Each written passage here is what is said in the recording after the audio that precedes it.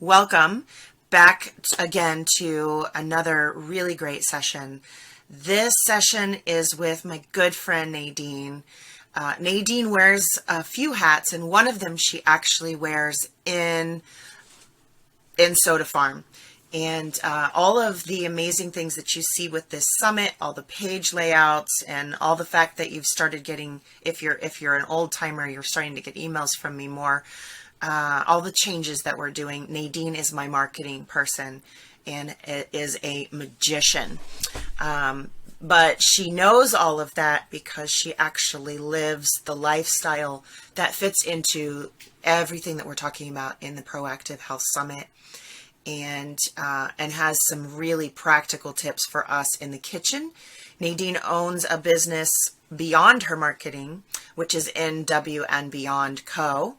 But the other business that she runs is the Naked Creek Collective, found at nakedcreekcollective.com. And there's all kinds of information below this that you'll see for her. But Nadine, I've had your stuff in my shop. I have trouble keeping it on the shelf. It is such a need personally for me because I struggled with everything you're going to teach here. And I get all insecure. So I'm going to pass it off to you and let you take it away. Oh, that's so sweet, Dawn. Thanks so much. And also, I have to tell you that I was one of Dawn's students years ago and an apprentice. So we have known each other for a really long time, and she's been an integral part in our healthy lifestyle and kind of our journey, right? We're all on different journeys. And one of the things that when we started down this path that I found was that, growing up in the 1980s, 1990s household, our everyday lifestyle was filled with kitchenware.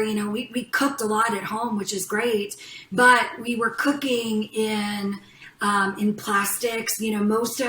Growing up, most of my mom's, saucepans and that sort of thing were aluminum saucepans. Most of the serving kind of materials that we could throw in the microwave for cooking was plasticware and that sort of thing. And we, my husband and I don't want to, Jake is a huge part of the farm and of this world. So he's my partner in crime in every sense of the word.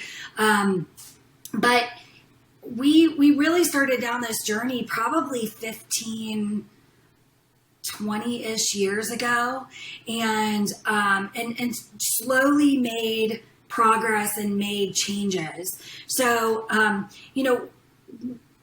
what I have to say is, probably after I get done, you're going to look around your kitchen and say, yikes, I use these things all the time.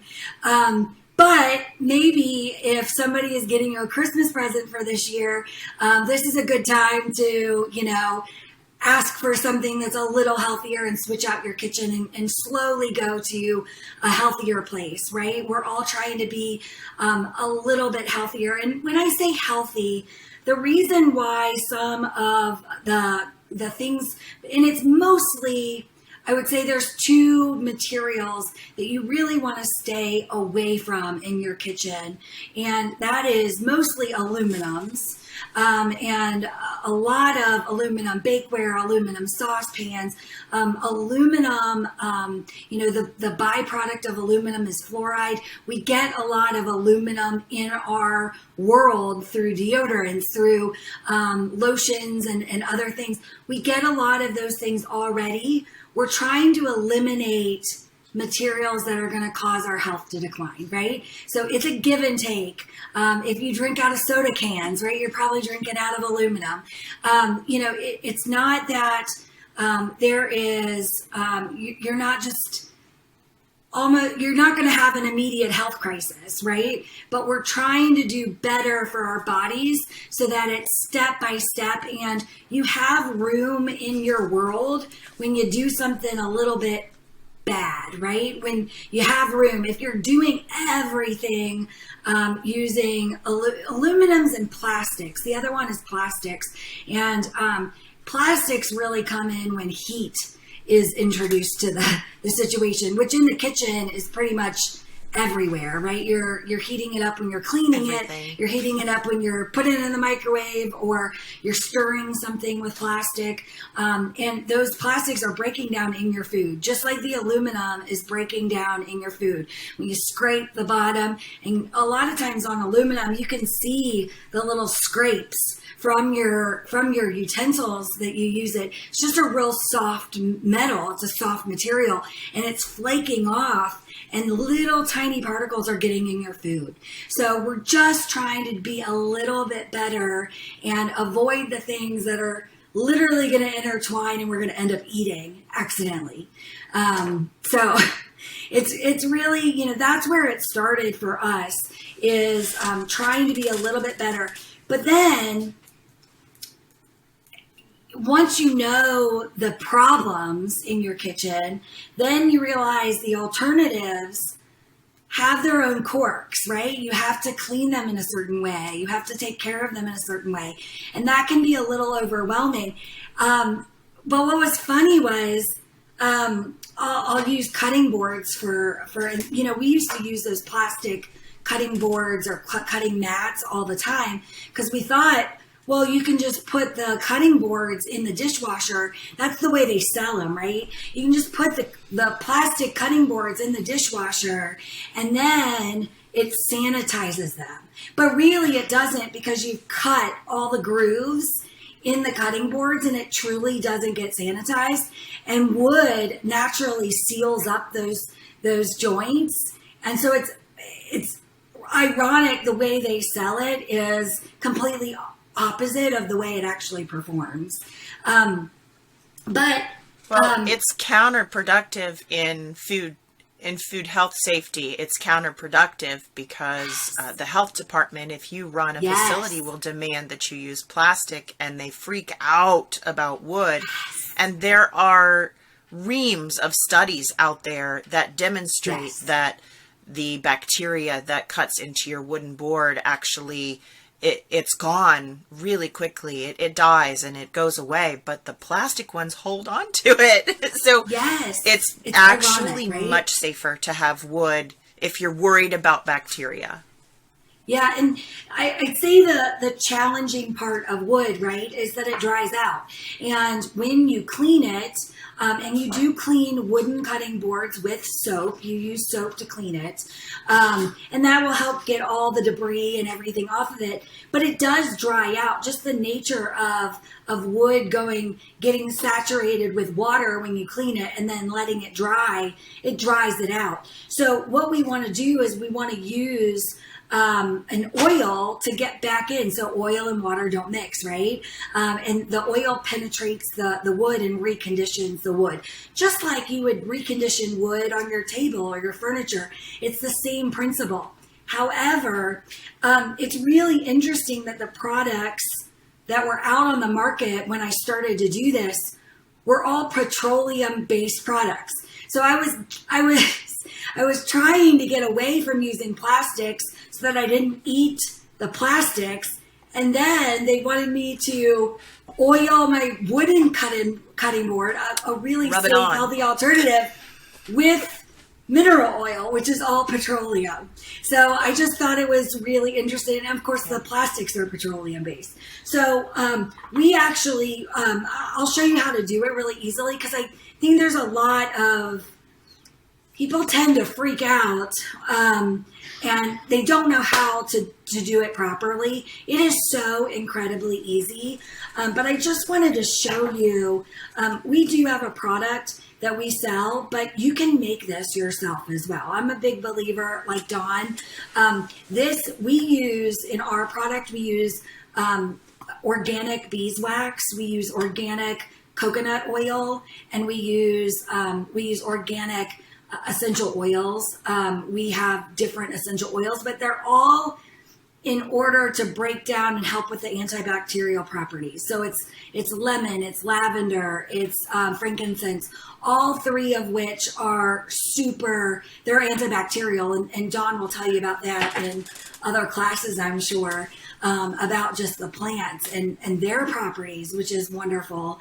So we're really utilizing the best and putting it in something that, quite frankly, I wouldn't mind eating, right? Like all of these things are edible ingredients. We make even the essential oils are food grade essential oils that we put in here. And the reason we do that is because you're going to eat some of it, right? But it's better than eating the mineral oil that is told to you is much better, right? So I just wanted to share here. I've got here is a board, a wooden cutting board that has been, this has had the wood butter put on it, the moisturizer. And this is one that we've been using in our kitchen for a while. So you can see that this one is ready to be oiled, right? So it will take on a slightly different, lighter color. It will also, when you feel it, it feels like it feels dry. It doesn't feel like it has oil in it, right? So it's to the stage where it needs a little love, right? And I probably did this. Please note that I use our cutting boards. I mean, we cook every single day. So we probably use our cutting boards 2-3 times a day. The ones that, like, these are our kitchenware, the ones we keep in our kitchen every day and use. And we clean them several times a day. So if you are using yours a little less frequently, you won't have to do yours as often. But we have to do ours probably every 3-4 months for us. The majority of people, won't need it for 6 months. We just use ours a lot. So, if you use yours 3 or 4 times a day, like us, on the instructions on the jar, we do recommend heating up your wooden cutting boards prior to putting them in wood butter. And so I don't know if you can see this, but I have a cookie sheet, a nonstick cookie sheet, and then I just put some parchment paper on it. You can put a towel down, whatever you'd like. But then I stick it in the oven, a warmed oven. So I turn my oven on ours starts at 170 is our warm function on our oven. I turn it on, I warm it up, get it to temperature, and then I turn the oven off. And then I leave the cutting boards in there for 30 minutes, an hour, something like that. What I'm trying to do is I'm trying to open up the pores of the wood. So I really want them to be warm and open and have their little pores open so that when I put the wood butter in it, it just like soaks everything up, right? And I think that's a really good practice. So these have been warmed prior to us getting on the call. So they're a little cool now, but that's okay. And these are cleaned. So I just took about a tablespoon of wood butter and I'm just going to rub it on the cutting board. And it's really that easy. You're gonna laugh at how easy this is because it is. I think people they get in their head about some of this stuff, right? And I know I used to as well. Like, am I doing it right? Should I be doing something else? And I do it to both sides. So I'm going to put a little extra on here. And sometimes, depends on the size of your wooden cutting board, but you just want to get a really good coating. So I don't know if you can see this, but you can actually see it on here still. I'll try to capture the light. And then I would leave this sitting for, I really prefer it to be overnight. I like to just let it sit and soak in. And so I normally take this whole tray and I'll just put it out of the way on our dining room table or some place that we don't, we have space to sit it, and just leave it. And then the next day I'll come back and I'll rub it off. But I'm going to show you just how quickly it rubs off. Even right away, you're going to see what a difference this made. And you're going to see how much moisture this just picked up right away. And overnight is even better because that wax has a chance to dry and cool, because it warms up, obviously, with my hands and just the warm cutting board. All right. Okay. Can you see how much darker that is? Compare it to the one I haven't done yet. It's night and day difference. It's so easy, and it feels moisturized already. It feels like when you put lotion on your hands. And the best part is, we use these microfiber rags a lot. Dawn's gonna laugh because she knows we traded out paper towels quite a few years ago. So we use these for everything in our house. But then I just wash it. There's no, there's nothing bad on here. There's nothing toxic on here. I don't have to throw it away, or I just throw it in the laundry just with everything else. So it's super easy. Now, another item that I have switched out quite a while ago is to use cast iron. And cast iron, man, there's a reason those old farm wives lived by their cast iron pans. First of all, they use them forever. And this is just an inexpensive one by Lodge, right? But you can get some really nice older, and to go to an antique shop and look at their cast iron. You can pay $5 for an amazing pan, and there's no way you're gonna find a pan that cheap even in the Walmart shelves now. I mean, they're ridiculously expensive if you've bought them recently. And the benefit here is once people have a product or a blend that they can condition cast iron, you really can buy. You can go through the bin in the antique store and get the worst looking cast iron for nearly nothing and bring it home, and it's all good. Yeah, you know what? If you're looking for antique cast iron, just try to avoid cast iron that has a deep pitting.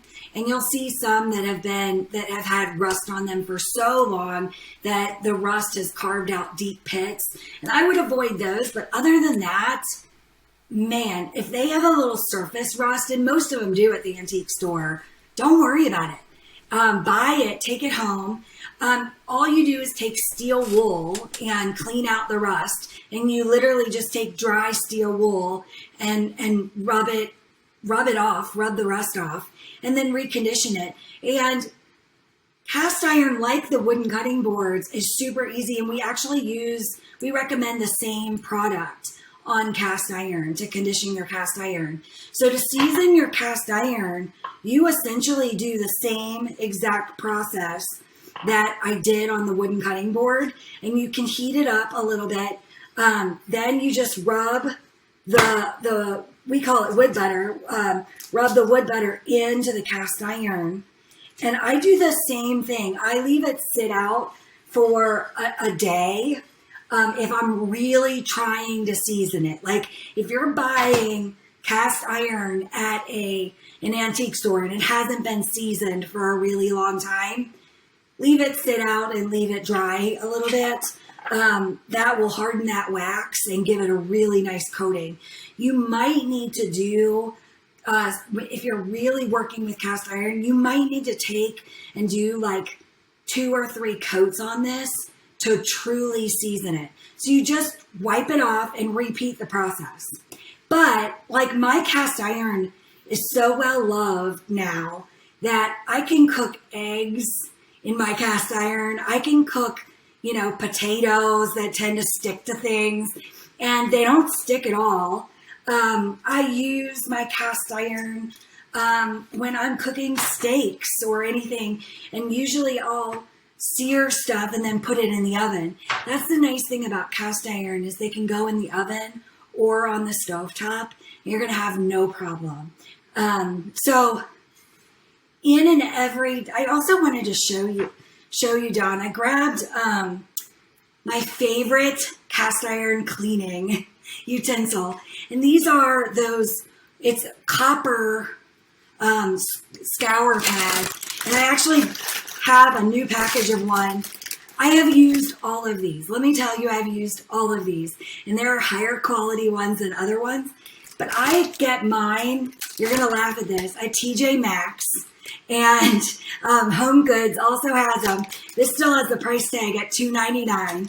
I go in there, and they always have them in their like kitchen section. So I go in there and buy them out every time. I don't go in there very regularly. So then I know, like, if I go into one of those stores, I'm buying all the copper scrubbies I can, because these are the cheapest and the best quality ones I found. And so I really recommend that if you have a TJ Maxx or Marshalls or Home Goods, they all have them in your area. But with cast iron, unlike like the wooden cutting boards, you use soap on them generally. On cast iron, you don't use soap. The best way to just, when you cook with it, is to take it over to the sink, use one of these, really get it out, rinse it. I rinse this, and then I just I keep this under my sink, the wood butter, and I usually take probably like that amount. So just on my fingertip, right? And I just re-season it gently. I don't do the whole thing like I do when I first season it, but I just rub it and then wipe it out immediately. And that's how I put it away. So it's constantly seasoned this way. I mean, it's constantly, like, it is ready to go. And the wood butter works really well in any high heat situations. We have a cast iron, pizza pan that I use a lot when I bake pizza. And I do the same exact thing for that. And it's really, that one tends to like just the pizza on there and having cheese on it, right? And it sticks to it. I really try to wood butter that and make sure I do that every time, because it just, nothing sticks to it then. That cheese just like comes right off. It's no big deal. If you don't, then you end up like scrubbing it more. But that is my secret to cast iron. It's just that easy. My kids kind of abuse cast iron. They don't, setting up rules in the house when the kids do the dishes over what can be washed with soap and what can't. It's just too much. So every once in a while my cast iron gets soaped, and that makes me really unhappy. It's I okay, think though. that it's hard for people to wrap their mind around that you're seasoning, that you're building that non-stick thing that they buy in the store that's not good for them. You create that by building a seasoning on that cast iron, and you don't need to wash it like you do. But you know what? Stuff. If you do get soap on it, it just takes all that seasoning off. Right? So then you just have to go back through your seasoning process again. It's not the end of the world. Like, don't think I worked hard for that. Something. Yeah, exactly. I mean, it is a really good practice to get in, to just have rules in your kitchen. Like, but my husband knows that the wooden cutting boards and the cast iron, generally he'll wash the cutting boards because he knows he can use soap. But generally the cast iron, he still gets a little freaked out by it, and he'll just set it to the side. And, and that's totally fine. I'd rather him do that. Sorry, I'm just getting over Have you a ever little used cold air. salt? Yes, yes. You know what? Have Salt you ever is a used really salt? good thing. Yep, salt and lemon too can be really good things on both the cutting boards and Oh, really? on cast iron to get really into the if you're scrubbing something. But I'll be honest, Don, these are like my go-to. These little copper coiled I scrubbies will look for are those. amazing. They are really, really good. And I can't find them any cheaper and better quality than the ones I told you about. I've bought them on Amazon throughout the years, and I just can't find them as good a quality as the ones that I find at TJ Maxx. So they're like my go-to, place for those. They're kind of random. I'll have But to look for one. yeah, and I also wanted to show you guys, I use these little silicone, I don't know if you can see that too well.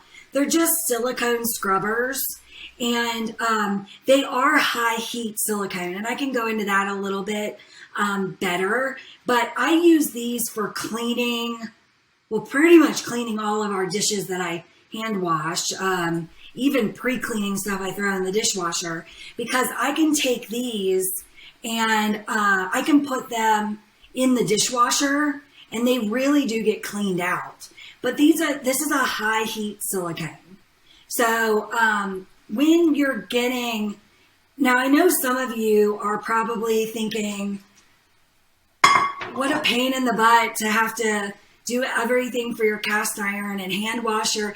I get it. We're a dishwasher family here, so I totally get it. I wanted to share with you some healthier alternatives because you're going to have trouble finding, like me. I mean, I have some non-stick is not good for you. And I'll show you. I don't know if you can see on this. This is a non-stick. Can you see the scrapes on the bottom here? I don't know if you can see them or not.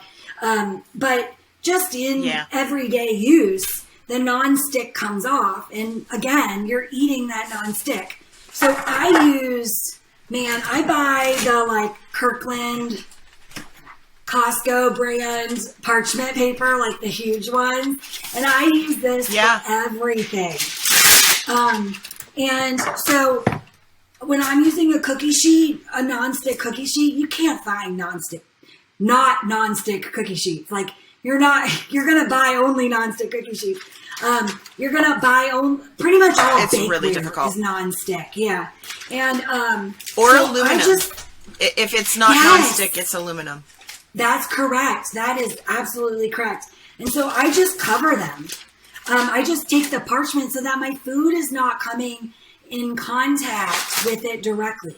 And that's all you have to do is to protect yourself is just, so this is paper that is treated so that you can go in high heat situations. So just think through those things. Muffin tins, also a ton of non-stick. I have these high heat silicone wrappers. You can use paper ones too, obviously but I like to use these for reusable, but these are high heat. They're meant to go in the oven, right? They're high heat plastic, so they're not going to break down. And they make them in the mini versions too. But you can just line your muffin tins and then make them completely reusable, but also your food is not in contact with that non-stick again, which is really important. I think it's overwhelming for somebody to hear that everything in their kitchen that they maybe got as a wedding gift, and I mean those pots and pans are expensive, and to hear that your muffin tins and your cookie tins and everything is putting toxicity into your food or shedding metals or shutting down your endocrine system. So many people with thyroid issues these days, to hear that everything in your kitchen is doing that is like, oh, well, what am I supposed to do? I might as well just stay unhealthy because I'm not going to throw away everything in my kitchen.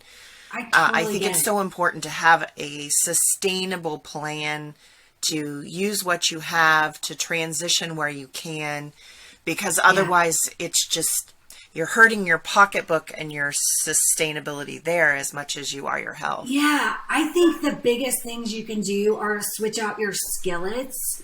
If you can go to a cast iron pan and just have one, I think it's really important to switch that out. The nonstick, if it's coming off, if you can see the bottom of the design of your nonstick pan coming off, it's time to get rid of it. Like, you are eating those nonstick components. Like, I want you don't wait until they look mangled or something like that. Like, it's time to go already. And those are high heat situations. Yeah. Your cutting boards, even the plastic ones, if you're throwing them in the dishwasher, they are harboring bacteria. So if you're having stomach issues, if you're having gastrointestinal stuff going on, if you're just getting indigestion more often, it could be bacterial. Repeated food poisoning. Yes. Like, you don't even realize that it's not bad enough to make you truly sick, but it's bad enough that you're kind of poisoning yourself a little bit.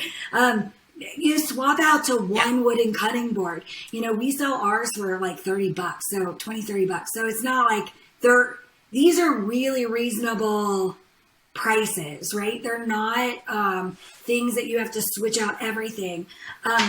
I love gift giving high heat silicone because I find that people love using there is, it's spatulas and stuff like it is nicer to use some of the plastic ones, get under like your pancakes better. And, it's the wooden utensils this is my thinnest wooden spatula. I don't know if you can see how thin it is. And this is my favorite one. The other ones, like, there's no way you could turn a pancake with that, wooden spatula. So I really do like having like a big, Jake uses this on the grill too. Like anything that, if it's high heat, it is able, but they will, this one came in a high heat package, but like this one says heat proof to 450 degrees. Like, it's going to tell you if it's high heat related. And I just use this in baking. Like, I don't really use it in heat situations. I don't really use it with cooking, but if it can handle heat in general, I know that it's a sturdy enough plastic that it's not going to melt and get into my food. I can see in my high heat silicone, they don't chip. Like, if you look at a normal, like, regular silicone scraper, there will be like little divots in it. And this doesn't have that at all, right? So this is completely clear. You can see that this is completely perfect. And I've been using these for years. I mean, I probably used this for 10 years. So what's your feeling about the Silpat or the everybody's baking in the silicone muffin pan, or what do you think about those as far as transitioning over and being safe? I do think they're safe in general. The high heat rated silicone. So if it's silicone bakeware, just like these, they're much better than using nonstick. Yes, they're stable. Now, obviously, you don't want to go above those temperatures.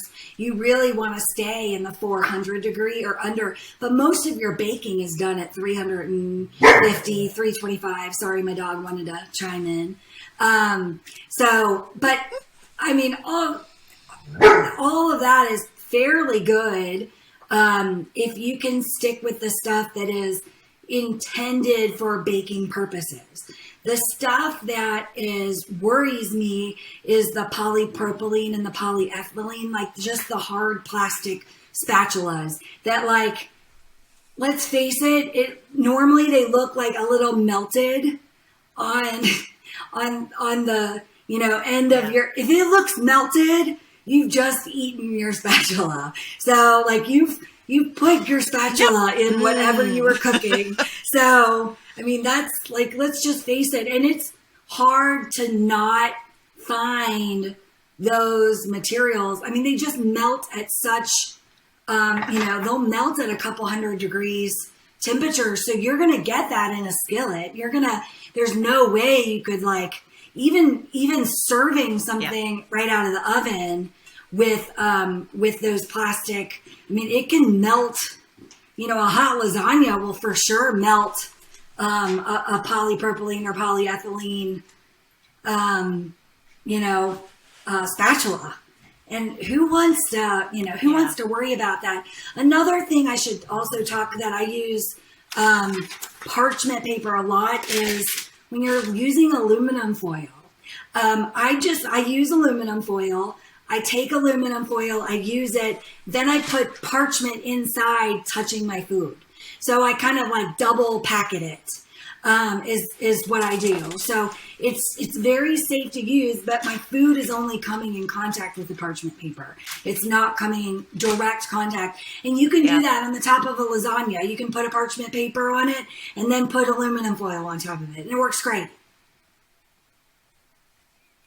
Yep. And if you're barbecuing, I know some people swear you have to use aluminum foil to put barbecue on a grill or a smoker. Well, it does conduct heat, but it also puts aluminum in your food. So a parchment paper on the inside of it can protect that, or at the very least, really greatly reduce. And that's really the name of the game, right?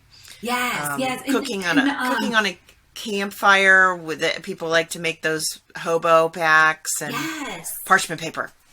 Yeah, and you mentioned grilling. I use the wood butter on my husband's grill grates, on the cast iron grates. So really? So it's amazing. And Jake has the best tasting grilled food, and people don't even realize it's because he's cooking on a clean grill, people. Like that's what makes his food taste like so amazing is we will just wash off. We'll just spray it down with the hose, the grill grates when we obviously let it cool. And then he just takes it off the grill, sprays it with the hose, or if he has the power washer out, I'll use the power washer on it. And then I bring it in and, put wood butter on it. I usually just kind of do what I normally do, just everyday type of things with my seasoning. My pans, I just wipe it on real quick, wipe it off real quick, and then I put them, I put them back in the grill for, the next time we need it. And it's as simple as that, people. It literally takes less than 30 seconds to season your cast iron. It's so fast. I think having a plan in place, I've had the wood, I've had wood utensils split because they got so dry. I've had cutting boards split because they've got so dry. You have to maintain them, but I think I have been intimidated for years. How do I take care of this cast iron? How do I take care of the woodenware? I use it, I want it, but then I watch it deteriorate, which breaks your heart because then your investment is going out the window anyway. Both of them can be recovered even if they look super abused, and that's the good news, but it's so easy not to feel overwhelmed and to make these simple changes in your kitchen. Yeah, and I'm going to confess something. We actually put our wooden utensils because they're a solid, I will also say not my good wooden utensils, but like my everyday use ones. Like this is a bamboo one that I probably got for a couple dollars, but it's a single piece. It's not glued, right? So most of your cutting boards are actually glued. They have, they're glued together to make that design or whatever. So they're not generally appropriate to put in your dishwasher, but we absolutely dishwash our wooden utensils. And all I do is put wood butter on them probably once a month is what I need to do. But, you're talking about a dishwasher, which is high heat, and it really, it's very soapy. So it's drying it out more frequently. So you do have to use the product a little more often, but man, it makes it so fast. And, my husband feels like he can just throw it in the dishwasher. And I do the same thing.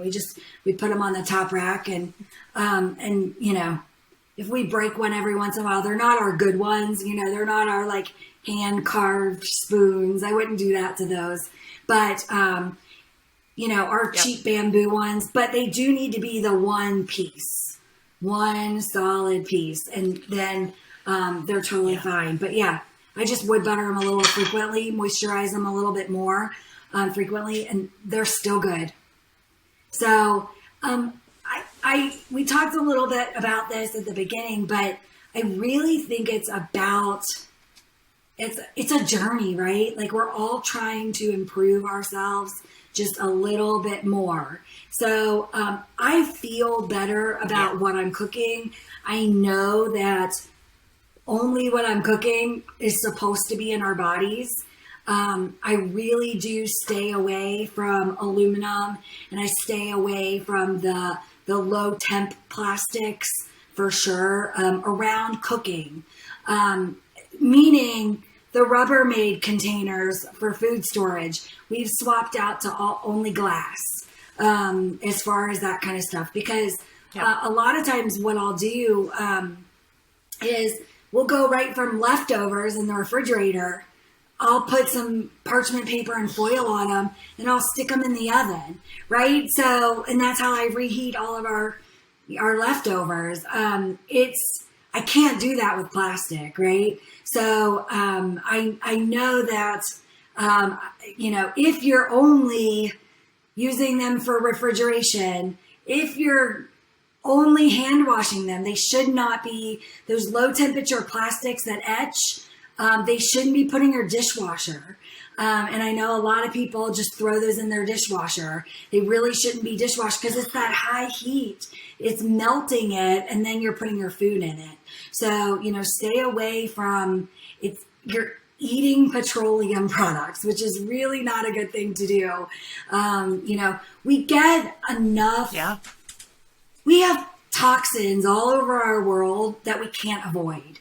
I just try to eliminate the stuff I do have control over. Because there are things that, we drink out of plastic glasses when we get them at the, restaurants, and you're doing enough of this stuff unintentionally that when you do have the control and you're working really hard to cook good food for your family and for yourself, you want to put your, you don't want to be eating your cooking ware. I'll say that. At least I don't. There's just a lot of this that if if you're working hard to be healthier and making better food and sourcing better food, and then you're cooking it on aluminum, it's a little like driving your car really fast while standing on your brake. Every intention is to move forward, but you're still keeping yourself from really going there. And so there's just so much of this that obviously we can't tell people to be perfect or to live in a perfect world, but to start to make steps in the right direction can help you stop digging the hole. Yes. Don't work against yourself while you're trying to make things better. Give yourself lots of credit for moving forward. Take small steps. And don't wrap your food up in styrofoam and put it in the refrigerator and think, oh, it's organic apples. Like, ew, you just ruined it. Exactly. Well, and also, if you have autoimmune problems or endocrine problems, or if you have digestive issues, this stuff can play a role in it. So don't think that it's, all this stuff that you really don't have to even think about. If you are looking around at what you eat, make sure you're looking around at maybe some of the stuff you're unintentionally eating that you don't even intend to do it. And I know, growing up in that 1980s household, all of my mom's little candy dishes were aluminum, all of them,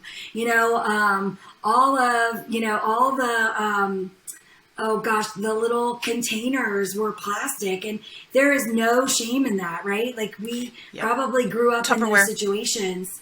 we've learned so much more about what's really good and what goes into your food. And just when you're making a buying decision, when you're going to be buying something new, buy something that's a little healthier. That's what I would encourage you to do.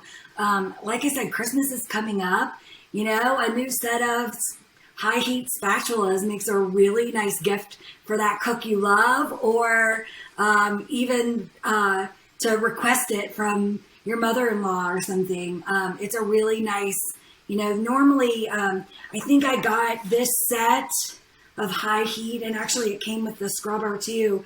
I think they were like $45 and had a bunch of different high heat utensils with it. So they're not cheap, but they're not expensive either. And actually, when I got myself a set, I got one. They're also not falling apart. And one for my sister-in-law. Exactly. I think I got them probably, oh my goodness, probably 2 or 3 years ago. I bought this set. And my mom had the turquoise ones. And my sister-in-law, I can't remember what color I chose for my sister-in-law. But, it was just one of those, it does make a really nice gift set, and can help you move closer on that journey towards switching over your kitchen to the place where you're really happy with it. I think once I really learned how to clean and season my wood cutting boards and my cast iron, that made all the difference in our kitchen, because it took away those pain points. But if you, like, what a lot of people do is they cook on the cast iron, they dread washing it, so they just let it sit there. They let it like completely cake on there. Just when it's still warm, I just run it under water and scrub it out, like before we eat dinner. Yep. And a lot of times I'll just set it in the sink after I do that, and then I'll go back after dinner and really clean it, just one more time to make sure I got everything.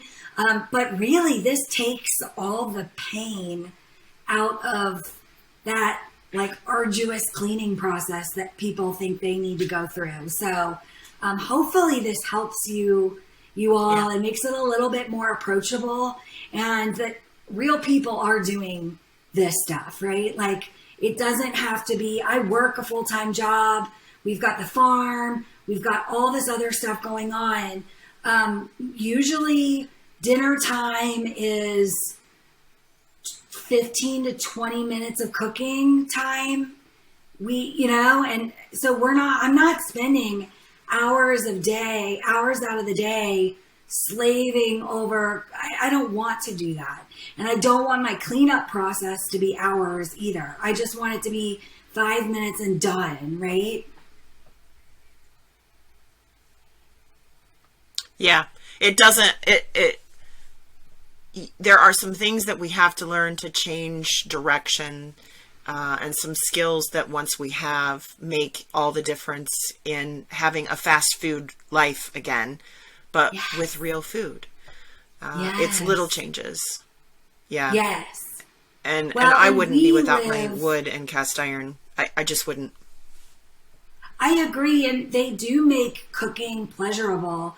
To have, I laugh when I say, like, I can actually cook eggs and potatoes in my cast iron, but I think that that's why people, they have one like experience of something sticking, and then they freak out and are like, well, I just can't use cast iron. Like, it's just not meant for me. You just haven't gotten to the point where it's seasoned yet. So just take it, usually within like 2 or 3 uses of the wood butter, like with a brand new pan or a like a one that you're totally refurbishing, that has all the rust on it and everything. Usually if you just do it 2 or 3 times, then it's to that point where you're like able to cook some stuff. But maybe when you're first seasoning too, it also helps if you're cooking with a more oily food at the beginning, and until it's like it is really truly seasoned, and it's been baked with those oils in it. So a lot of times when I'm using cast iron, I'm going to use a high heat oil as well. Like I'll use grapeseed oil a lot. I'll use peanut oil if I'm frying something. But I try to stay away from just butter. And the reason I do that is because it just has a real low cooking temperature. Olive oil is great too, but if you're going to put something in the oven, try to use a real high heat oil. Like I use grapeseed oil a lot now over the peanut oil, because I know a lot of people have peanut allergies. We don't, but I try to stay away from it just in case. So yeah, I've been using grapeseed oil a lot, and just the more you use it, the more like impenetrable it is.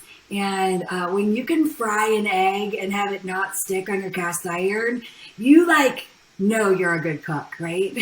You're like, you have arrived. You have arrived. That's right. And when you cook potatoes and you're not like scrubbing the bottom of it, you're like, oh yeah, okay, this pan is awesome. This is rock star. So I use it to bake too. I use I do all of our cornbread. Like if I do a cornbread, I do it in the cast iron. In this pan, brownies. I cook. Oh yeah, that would be awesome. Yeah, they're really wonderful at just holding that heat, and they make the most amazing like crust on baked goods that you just can't match with anything else. It's amazing. So not only is it healthier for you, and it's so funny that our grandmothers, we've tried to do so much to like prove that we as society know better than what they did back in the day. We've been trying so hard in all these like granite cooking surfaces and non-stick cooking surfaces. And really cast iron is like, it's amazing. And you talk to like real chefs, it's love cast iron. Yeah. And I use stainless steel too. I do have some stainless steel frying pans that don't have a coating, and they're healthy. But I'll tell you what, once you start cooking with cast iron, you'll realize how much the stainless steel sticks. So I actually prefer the cast iron because the stainless steel will stick. Yeah. Sorry, people. Keep drinking. Well, hopefully it's hard doing these. Well, I apologize. Nadine, thank you so much for this. It's exactly what I wanted. I wanted this to come across so people know what's going on in their kitchens and how to stop accidentally hurting themselves and how to take it in small steps, and to know that there's a product out there. I love it. I love what you do. And so they can enjoy that. They can give that a shot. But we highly encourage. Of course. Now we've got you choked up. Excuse me. But thank you so much for your time. And we will enjoy watching, and everybody can ask you questions later on. Perfect. Thanks so much, guys. Take care.